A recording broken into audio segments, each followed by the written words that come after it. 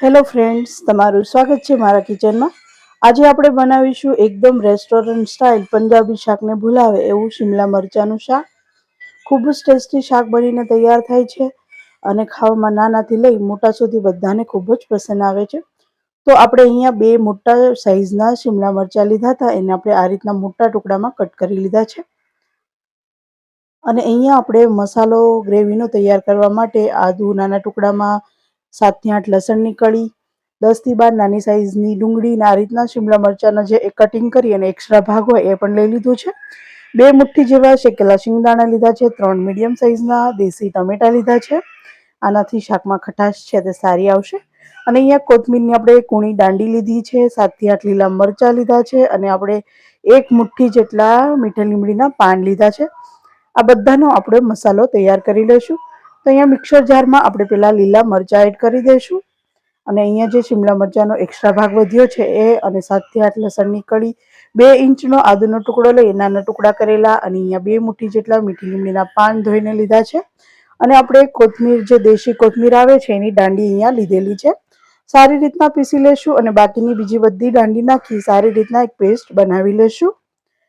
તો અહીંયા આપણી મસાલાની પેસ્ટ છે તે બની અને તૈયાર છે. કોથમીરની દાંડી છે તે બિલકુલ ઓપ્શનલ છે, જો તમારી પાસે હોય તો નાખવી, ના હોય તો પણ ચાલે.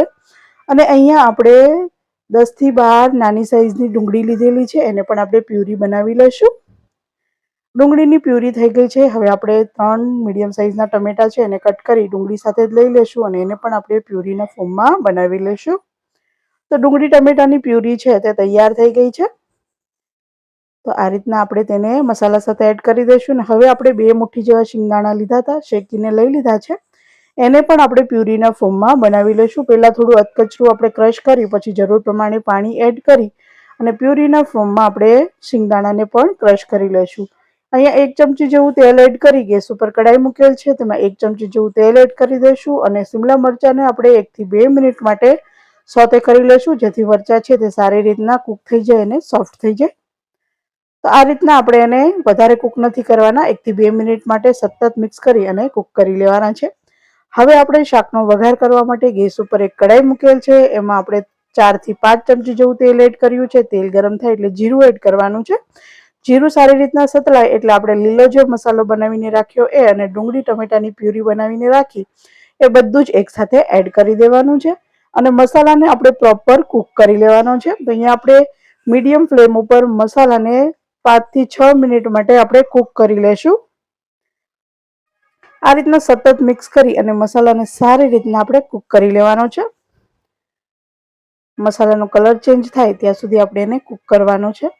તો તમે જોઈ શકો છો 6 થી 7 મિનિટ જેવું થયું છે. મસાલો સારી રીતના કૂક થયો છે. ઉપરથી તેલ પણ છૂટું પડી ગયેલ છે. સારી રીતના મસાલાને મિક્સ કરી લઈશું. અને હવે આપણે તેમાં 1 થી 1.5 ચમચી જેવું બેસન એડ કરીશું. તો અહીંયા હું મોટી 1 ચમચી ભરી અને બેસન એડ કરું છું, અને બેસનને સારી રીતના મિક્સ કરી લેશું. ચણાનો લોટ એડ કરી અને સારી રીતના 2 થી 3 મિનિટ માટે આપણે આ રીતના સતત મિક્સ કરી અને લોટને સારી રીતના શેકી લેવાનો છે. તો આ રીતના સતત 2 થી 3 મિનિટ માટે આપણે મિક્સ કરીશું. અને પછી આપણે સૂકા મસાલા એડ કરીશું. તો અહીંયા 2 ચમચી જેવું લાલ મરચું પાવડર, 2 ચમચી જેવું ધાણા જીરું પાવડર અને 1 ચમચી જેવી હળદર એડ કરીશું. આપણે તીખાશ માટે લીલા મરચાંનો પણ એડ કર્યા છે, એટલે આપણે લાલ મરચું છે તે જરૂર પ્રમાણે એડ કરવું.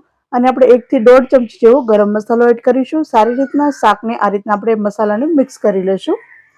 અને આ 1 જ મિનિટ માટે આ મસાલાને પણ આપણે આ ગ્રેવી સાથે સોતે કરી લેશું, જેથી મસાલાની જે પણ કાચી સ્મેલ હોય એ દૂર થઈ જાય. તો હવે આપણે આમાં સ્વાદ પ્રમાણે મીઠું ઉમેરીશું. તો અહીંયા હું 1.5 ચમચી જેવું મીઠું ઉમેરું છું. અને સારી રીતના ગ્રેવી સાથે મીઠુંને આપણે મિક્સ કરી લઈશું. તો આપણા ગ્રેવીનો બધો મસાલો છે તે સારી રીતના કૂક થઈ ગયો છે.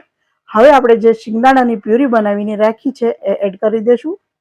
આપણે આમાં શિંગદાણાનો યુઝ છે તે આપણે પ્યુરીના ફોર્મમાં તેનો યુઝ કરવાનો છે, જેથી ગ્રેવી છે તે સારી ઘટ અને ટેસ્ટી બની અને તૈયાર થાય અને મોઢામાં પણ તેના જરાય દાણા ના આવે.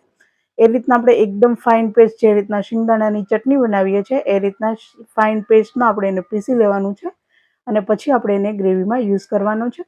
શિંગદાણા છે તે પણ ઓપ્શનલ છે, જો તમને પસંદ હોય તો તમારે એડ કરવા, બાકી તમે સ્કીપ પણ કરી શકો છો. સારી રીતના બધા મસાલાને આપણે કૂક કરી લેશું. અને હવે આપણે આમાં જરૂર પ્રમાણે પાણી એડ કરીશું. તો અહીંયા હું 1 ગ્લાસ જેવું પાણી એડ કરું છું. મિક્સરના જારમાં પાણી એડ કરી અને આપણે અહીંયા પાણી એડ કર્યું છે. સારી રીતના મસાલાને પાણી અને બધાને બરોબર મિક્સ કરી લેશું. અને પછી આપણે ગ્રેવીની જે રીતની કન્સિસ્ટન્સી જોતી હોય એ પ્રમાણે પાણી એડ કરવાનું છે. 3 થી 4 મિનિટ માટે ગ્રેવીને કૂક કરી લીધી છે. તેલ છે તે બધું ઉપરથી છૂટું પડી ગયું છે, તમે જોઈ શકો છો. હવે આપણે આમાં અડધી વાટકી જેવું દહીં એડ કરી દઈશું. એકદમ ઘટ અને આપણે મોડું દહીં છે અને ફ્રેશ દહીં છે આ રીતના ફેટી લેવું અને પછી આપણે એને એડ કરી દઈશું. સારી રીતના આપણે ગ્રેવી સાથે દહીંને મિક્સ કરી લઈશું. અને હવે આપણે દહીંવાળા વાટકામાં અડધા ગ્લાસ જેવું પાણી એડ કરી અને પાણીને એડ કરી દઈશું.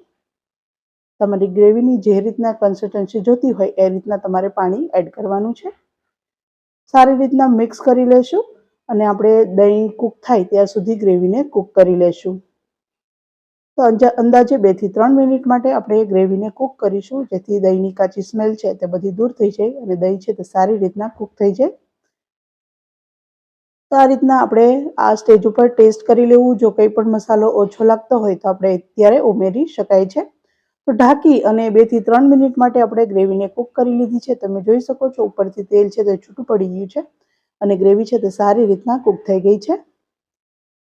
આ રીતના આપણે સારી રીતના ગ્રેવીને મિક્સ કરી લેશું. તો તમે જોઈ શકો છો આપણે સારી રીતના ગ્રેવીને મિક્સ કરી લેવાની છે. અને હવે આપણે એમાં સોતે કરેલા શિમલા મરચાં એડ કરી દઈશું.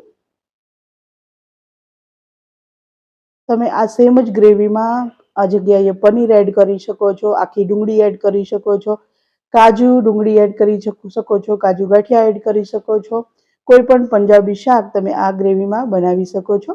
ખૂબ જ ટેસ્ટી ગ્રેવી બની અને તૈયાર થાય છે. તો આપણે અહીંયા શિમલા મરચાં એડ કરી દીધા છે. શિમલા મરચાંને આપણે 70% જેવા કૂક કરી લીધા છે. તો હવે આપણે આને 2 મિનિટ માટે કૂક થવા દઈશું, જેથી મરચાંમાં સારી રીતના ગ્રેવીનું ફ્લેવર છે તે બેસી જાય. તો 2 થી 3 મિનિટ માટે આપણે કૂક કરી લીધું છે. તમે જોઈ શકો છો શાકનો કલર છે તે ખૂબ જ સરસ આવ્યો છે. આ રીતના મિક્સ કરી લેશું. શાકને સારી રીતના આપણે મિક્સ કરી લેવાનું છે. અને હવે આપણે ઉપરથી થોડા ફ્રેશ ધાણા એડ કરી દઈશું. તમે ઈચ્છો તો આમાં ફ્રેશ થોડી ક્રીમ પણ એડ કરી શકો છો. તો સારી રીતના આપણે ધાણા એડ કરી અને મિક્સ કરી લેવાનું છે. અને આપણે ગેસની ફ્લેમ બંધ કરી અને ગરમ ગરમ શાકને સર્વ કરી લેવાનું છે. તમે આને પરોઠા સાથે, રોટલી સાથે, ભાખરી સાથે કે ભાત સાથે સર્વ કરી શકો છો.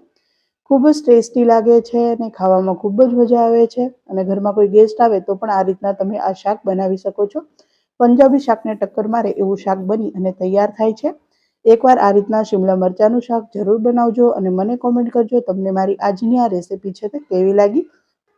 જો તમે મારી ચેનલ ઉપર હજુ સુધી નવા હોય તો ચેનલને સબસ્ક્રાઇબ કરવાનું ભૂલશો નહીં. ફરી મળીશું, ત્યાં સુધી આવજો.